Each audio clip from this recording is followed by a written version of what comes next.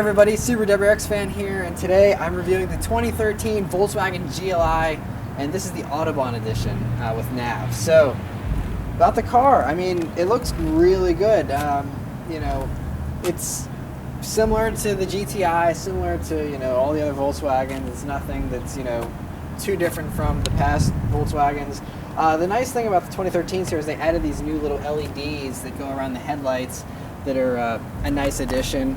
And I mean, they have small little bits on this Autobahn edition. It has this little black lip here that comes out, and then you have the nice black and silver accented wheels here, and you have the little side skirts and little pieces that give it a nice look. Overall, it's a good looking car. I mean, it's not radically styled, but it's good looking. It'll age well, and yeah, I don't have any complaints about the exterior.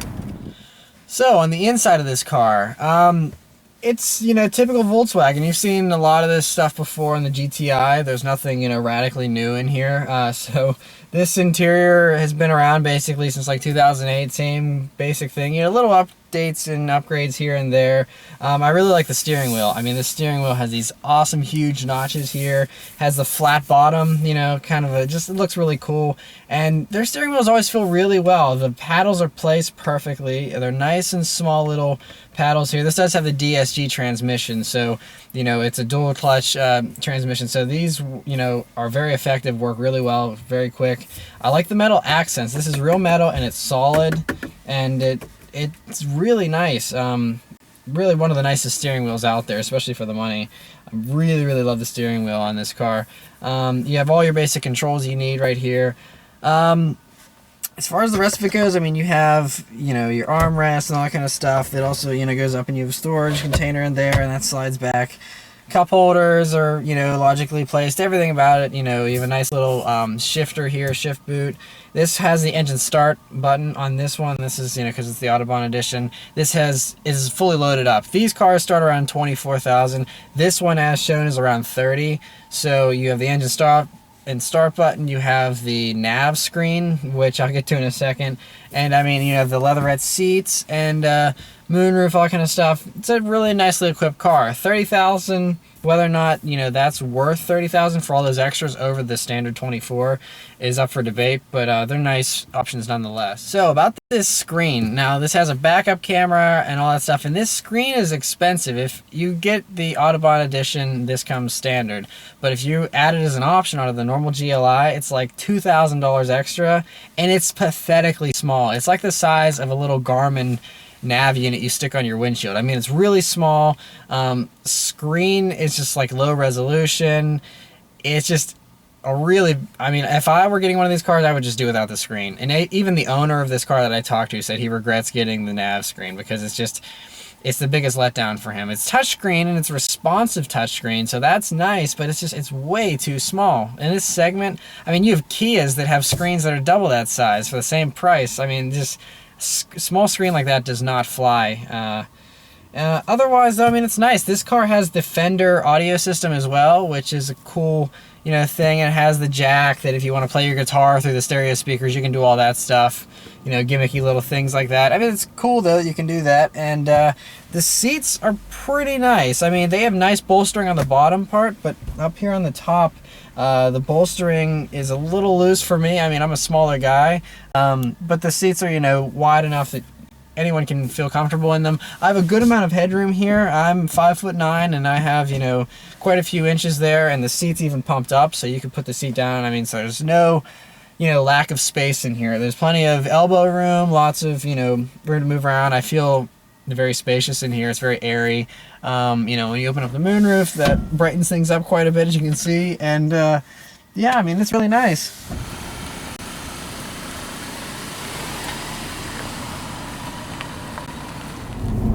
Alright, so I've been driving this car for a little while now, and I'm pretty impressed with it. It's not like as sharp as I think the GTI is. I mean, it's very similarly tuned, but I feel like this is a little bit softer than the GTI. But I mean, it's really nice to drive. The steering feels really nice. It has a perfect weight to it. It's not too, light, but it's not too heavy either. It's got a great feel. The suspension's firm enough that there's not really too much body roll when you're, going through high-speed corners and things like that, but it does, it's still compliant and soft, and it's comfortable for driving. We're driving on cobblestone roads, and it was really nice, and really no complaints at all as far as the ride's concerned. It's quiet in here as well, if you've noticed, so it's a very, very nice daily driver kind of car. But this is something you definitely wouldn't want to take to the track or anything like that. Few things that I really like about it is the torque. This car has a good amount of torque. It kind of feels asthmatic once you get up into the higher RPM ranges. It kind of, like any of the other 2-liter turbo Volkswagen motors, it just kind of, you have a good punch there, in the lower RPM ranges, and then it kind of just drops down a little bit once you get towards redline. But I mean, it's great. And I mean, this, I don't know if they're doing some kind of thing like the BRZ where they have an induction box that sends some of the sound through the vents so you hear better, but I don't know if you guys can hear that, but it almost sounds like a V8 whenever you like stomp on it. It's got this growl, and it's a 4-cylinder, and it has this awesome sound in the low RPM ranges, and it's really cool. Just enhances the experience. I'm all for more sound, so the more sounds you throw at me in a car, the happier I am. So I like that. As far as everything else goes driving-wise, though, there's excellent visibility. Very short overhang, so there's not a long hood for me to look over. It drops right off. I have excellent visibility. Mirrors are nice and big. Windows are nice and big. When you're changing lanes, it's easy. I mean, everything about it is very nicely thought out. I mean, you can tell this is a car that, they've spent a lot of time refining, and, the GLIs have been around for so long now that they've really got it down to a science, to exactly what people are looking for and what they need. And, I mean, they've nailed it with this. I mean, if, you're looking for, GTI handling, GTI looks and all that stuff, but you want a 4-door, you're not a big hatchback fan or something, definitely check out one of these for sure. The Dsg transmission in this car too is, very, very responsive. It's the dual clutch, transmission, so this is an automated manual, and it feels like that when you're inching up in traffic. I mean, it's very well refined. It almost feels as good as an automatic, but not quite, but yet the shifts are super quick. You can use the paddles up here or use the gear shifter down here, and it's very snappy. I mean, it's immediate, the shifts. This is one of the best twin clutch systems out there. It's the same one that Audi uses, and I mean, it's a really, really good system. And so it's nice because that way, you don't have a dog of a transmission. This car, the transmission will keep up with the engine, and it's a very nicely done package.